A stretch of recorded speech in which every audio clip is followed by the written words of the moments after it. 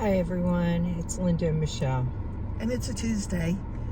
It is a Tuesday. Not our usual movie day. I don't work anymore.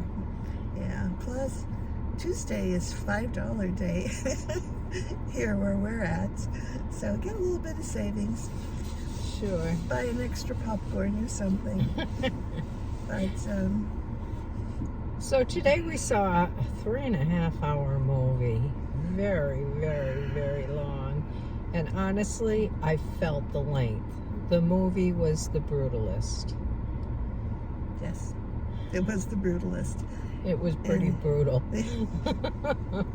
And for those of you who may be like me, and I never really looked up why it was called The Brutalist, but I did during the movie because that just tells you it wasn't moving all that quick for me. I was able to go on my phone. But The Brutalist is, they called that it was a form of architecture that used cement and plain wood and granite and stones, and it was big. It was big kind of architecture, and it was popular, and I believe it was probably the 50s, would you say? Is that when? Well, at the end they showed the 80s. The 80s, yeah. Different, it was like, so with that in mind, that the brutalist is a form of, it's an architect. That's what the story was about. It was about this architect who fled right after the war. I think the movie might have started in 1947. He fled from Budapest to America, met up with family here, left his wife and his niece back in Hungary. They weren't able to leave the country with him, and he attempted to make a life for himself here in the U.S. And he did to a degree, but you really never got the idea that he was a very educated architect until we were a little bit into the movie, wouldn't you say? I mean, he was doing manual kinds of, well, he was helping his cousin in the business. His cousin was a furniture dealer, and he was helping his cousin with that, and he got an offer to design a room for someone, and then from there, kind of, his career kind of became recognized for who he was when he was in Europe, and went on from there. Lots of twists, lots of turns. Linda did not love it. I don't even know what to say about this movie. I honestly don't. It's a typical movie that he would win in the best movie of the year. Let me just say that. They always leave me shaking my head. The acting was fabulous. Adrian Brody, I believe that's his name. I thought he did a fantastic job playing the role. The movie was slow moving. It was very gray, brown, dark, sad. Yeah, it had a special kind of cinematography going on. It was during the whole movie, and I don't know what it is, what that's called, but it wasn't your typical. The whole thing was just very, I don't know.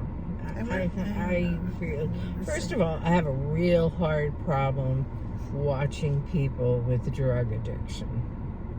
A really hard problem with that. And this guy was a heroin addict. And that just, first of all, that ruined the movie for me because I don't want to see them. But it wasn't all that up front in your face. It was very in your face. Really? Yes. It was I thought he was over it, and then it was gone, and then it started again. But no, you saw it differently.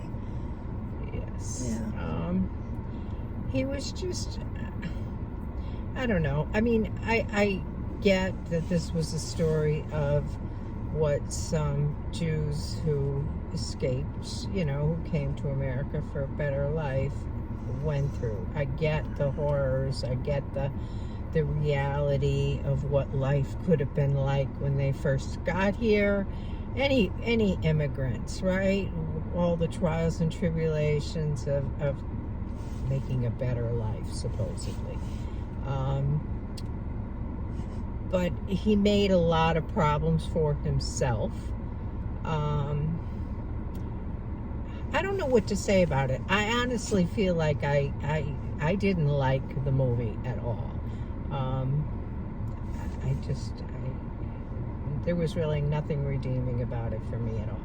Yeah, and it was, to me, it was hit and miss parts of it, where we were in one situation and then we turned around and we were in a different situation. It was in part 1 and part 2, so there was a little break in between parts, and it was divided by time. Right, intermission. Yeah, we had a little intermission, but I mean the time period. The first half of it was, 1947 to 1952, and then the second half picked up at that point where his wife and his niece entered the picture, and that kind of added a little bit, to me, a little more interest to the story. At that point, we had a lot more interaction going on with people other than the first half, which was very much about him and his works that he was trying to do, whether he was completing them or not completing them or running into problems. But the second half, to me, came a little bit more,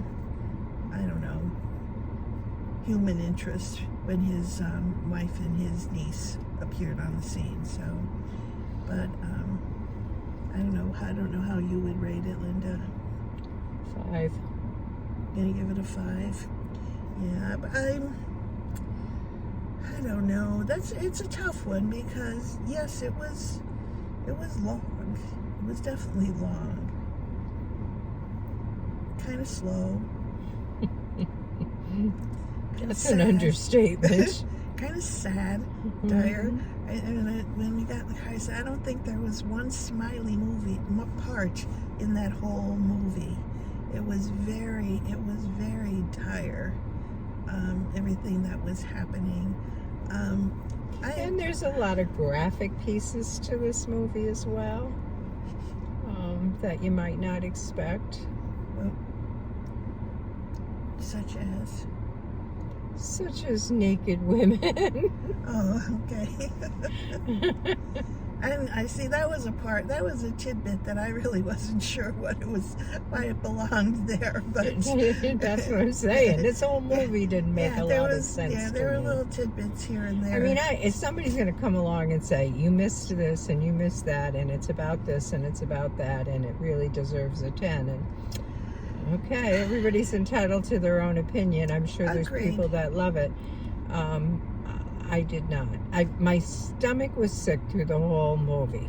I've been sick, granted. I have not been feeling well for the last week. So some of it could just be me, myself, not well. But my stomach was in a knot through the whole thing, because it was different. It was different. Yeah, and it was sad, but it wasn't. That's not where the knots were coming from. The knots maybe were coming partly from the mistreatment. I don't know, but mostly just from the length of this movie and the slowness of this movie, and watching this man shoot heroin into his arm, and watching people rape each other, and just. Well, we're going to throw this one in your hands, folks. Take what you can from what we said, but do a little research. This might be right up your alley. I would love to argue with me. Leave me a comment and tell me how wrong I am. Tell me all I missed. Tell me how you would rate it a 10. Well, I can't rate it a 10. I guess the interesting part, if I was going to pull pieces out, was the architecture that they were displaying. I didn't even like that. The only piece of it I liked was when they, at the end, when they showed the cross on the altar, that it worked out like he wanted it to. That was the only piece of that. Other than that, it was granite and yeah, I can't say I liked cement, it, but I was interested that this is actually a form of architecture that was out there for a long period of time. Obviously, it did nothing for me. And then it was like it would fill up with water, and they would just wade through water all the time. This was not a pretty movie. All right, well, Linda's saying 5. I'm saying 6.5. So take it with that. Yeah, that's where we're at. But, let us know. I mean, really, if you've seen it. If you haven't seen it, read about it before you go see it. But and waste 4 hours of your life. The bottom line is, it is going to be up there for an Academy Award. It doesn't matter. It doesn't deserve it. No, but I mean, if you're somebody who likes to weigh what's up there for Academy Awards and make a decision from what you've seen, you might want to go see it for that reason alone. And I was very impressed with the actor, the main actor too. So that's my take on it, and I guess that'll be it for tonight. Yeah, I guess the other piece of it was Joe Alwyn was in it. He's Taylor Swift's former boyfriend, and I never knew who he was before, so that was kind of interesting. That was about the only piece that was interesting to me. I wouldn't even know who that was in this movie.